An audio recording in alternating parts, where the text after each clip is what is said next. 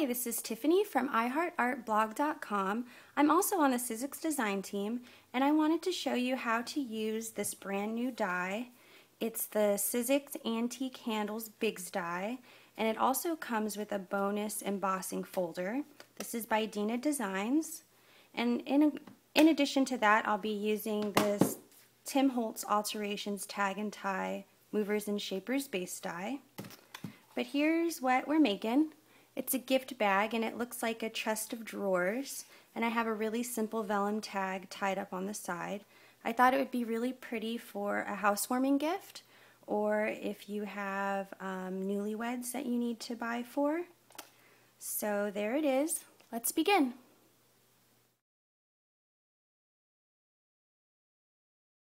Here are some of the supplies that we'll be using for this tutorial. I have the Sizzix Antique Handles Bigz die, and this comes with a bonus embossing folder. I also have a standard 8x10 gift bag. It's craft, and I cut this Coordinations cardstock to size. And then I have 3 patterned paper panels that will serve as our drawers. And then I have 3 other strips to make our handles. So I'll post those dimensions at the end of the video. We'll also be using the Sand It gadget for the coordinations, some scrapbook adhesives by 3L My Stick permanent adhesive, some gesso, and I really like the fresh ink. This is a pigment ink, and we'll be using Blue Sage and Pool, but you can use whatever chalk ink or pigment ink you have on hand. And of course, I'll be using my handy dandy score pal. So let's begin.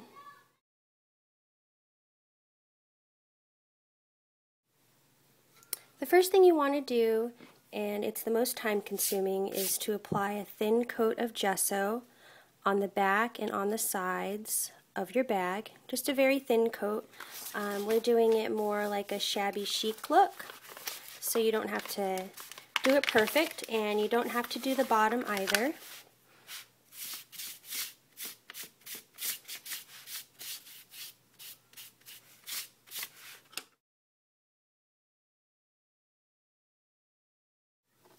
Now we're going to take the 3 pieces of patterned paper that will be our drawer face, and we're going to emboss a rectangle on the inside. And I'm going to go at 1/4 of an inch around the side.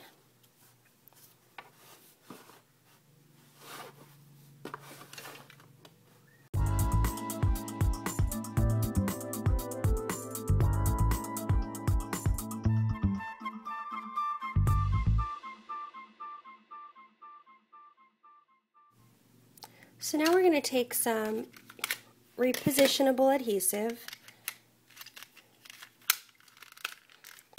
and we're going to take our scored panels and adhere them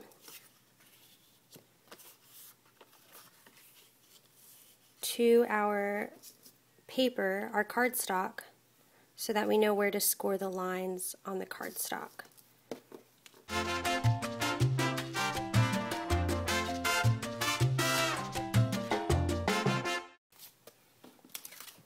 And we are going to score in between all of these.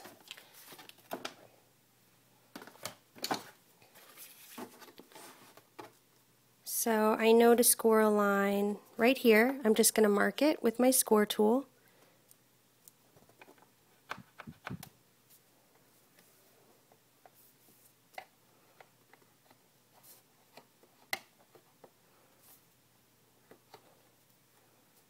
And we're going to score a line here.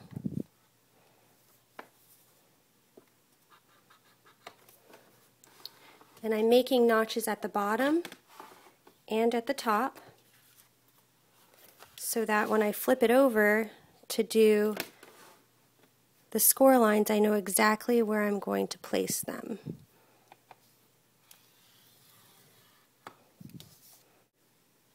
Now that you have your score lines, you can use your Sand It gadget to sand those scored lines. And then you can sand your pattern paper or you can add some gesso. I'm going to add some gesso.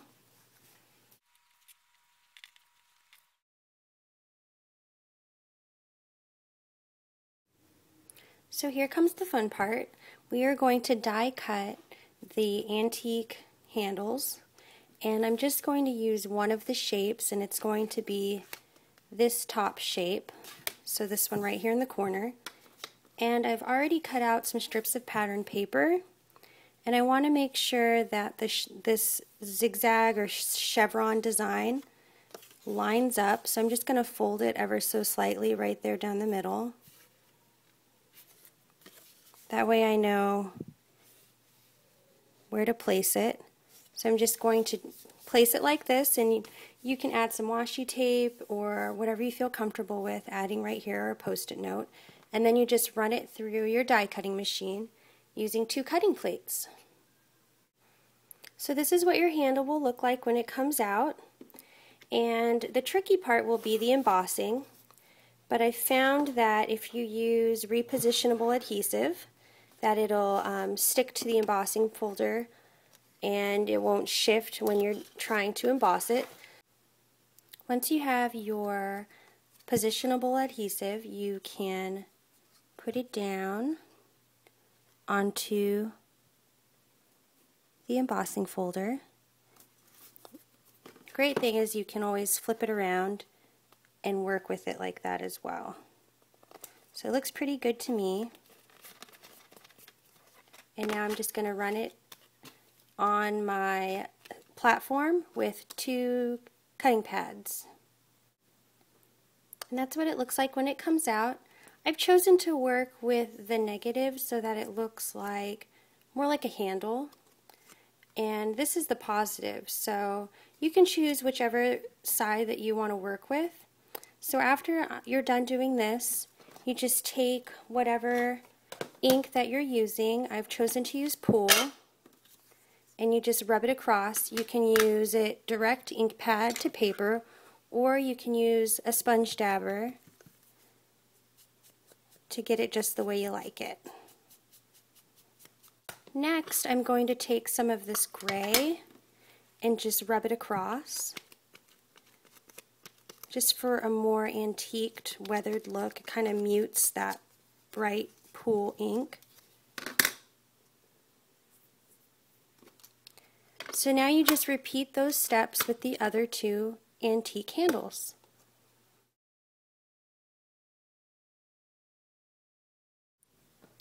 To take the Shabby Chic look a little bit further, you can add some distressed crackle paint to all of your pieces. So I'm going to add some to the drawer faces. And after everything is dry, just go ahead and take a sponge dabber and that Pool ink and accentuate those raised lines that we scored.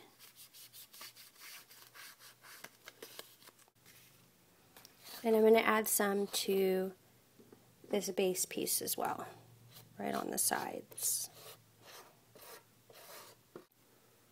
While everything's drying, you can make a really quick tag.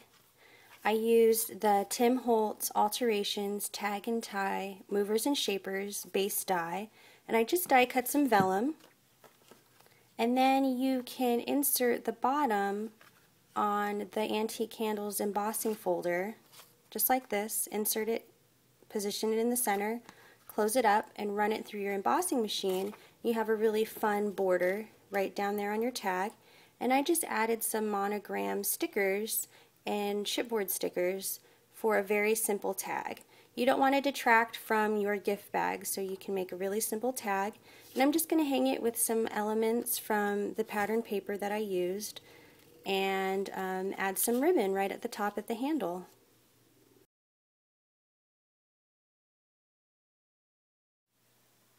So now that everything is dry, you can go ahead and start adhering everything. I'm going to be using the Crafty Power Tape so that everything stays in place.